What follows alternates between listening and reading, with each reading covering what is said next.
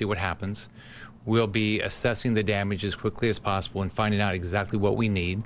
I met with the Admiral for the Coast Guard today. We'll try to get down to the Keys as quickly as it can, because that's the first place where we're going to have significant damage, and we're going to have to assess: did we lose bridges? Do we have recovery efforts? Can we even fly in with the airports down there? So we'll figure out what we need. But I can tell you that every time I've talked to President Trump, every time I talk to Brock Long, the FEMA director, everybody I talk to the federal government, they will provide whatever resources, but they know that you want to do it in a coordinated manner. So, but we'll be doing it. I mean, we have a whole plan to deal with this. Now, everything, as you know, in a disaster, it all changes once you got to find out exactly what happened. Well, given the seriousness of what you've communicated the last few minutes, you made a decision to close schools and universities and state offices, and some institutions are going beyond next Monday.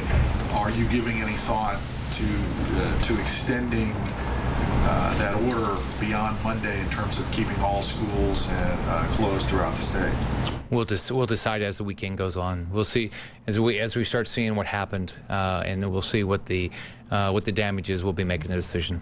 Governor, could you give us an update on where things are with gas stations? Are there any places where people are stalled because they don't have gas? Any problems to that degree? We have worked to try to get fuel around the state, especially worked to try to get fuel in the evacuation routes. I'm sure people have run out of gas around the state. If you can go to fl511.com and look at our evacuation routes, and people are moving. We've got road rangers out there. I don't know if you want to add anything, Brian. Sure. I have not seen anywhere in the state that is completely out now. I haven't looked at that statistic in a couple of hours. I know that as you have seen, many areas have significant shortages, but I haven't seen anywhere that's completely out. And we're working with the retailers here in the EOC to make sure that those parts of the state that are still moving, they are trying to get as much fuel as possible to those areas as well. Governor, if you could also give us an update on what's happening with the area around the dike, given the new forecast for the storm. Sure.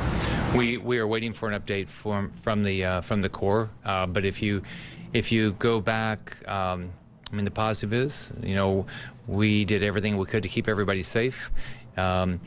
We hopefully, we'll have less winds there, which will reduce the chance that we'll have the water spill over. But we've, all along, the Corps has told us that they don't believe the dike will be impacted.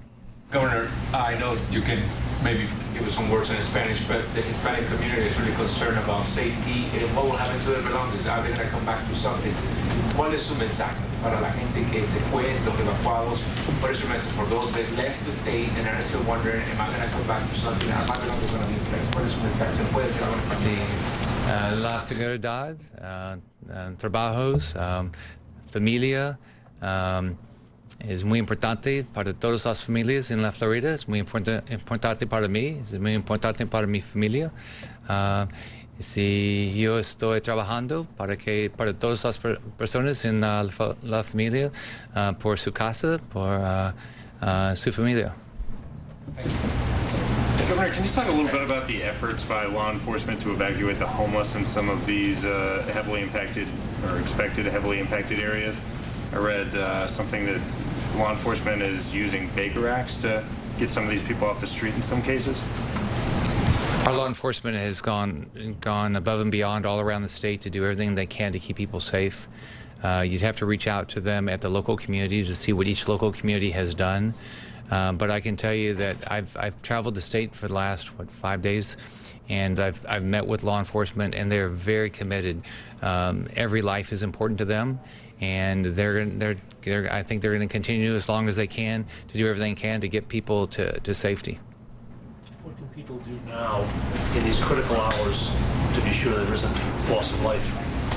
Steve, I think the biggest thing is if you're in an evacuation zone, you've got to get to the shelter. I mean, you might not, or you've got to get someplace that's higher ground. You got to do it. There's not many hours left because the winds are coming. There's not going to be a lot of time now to be able to drive very far. So you got to get to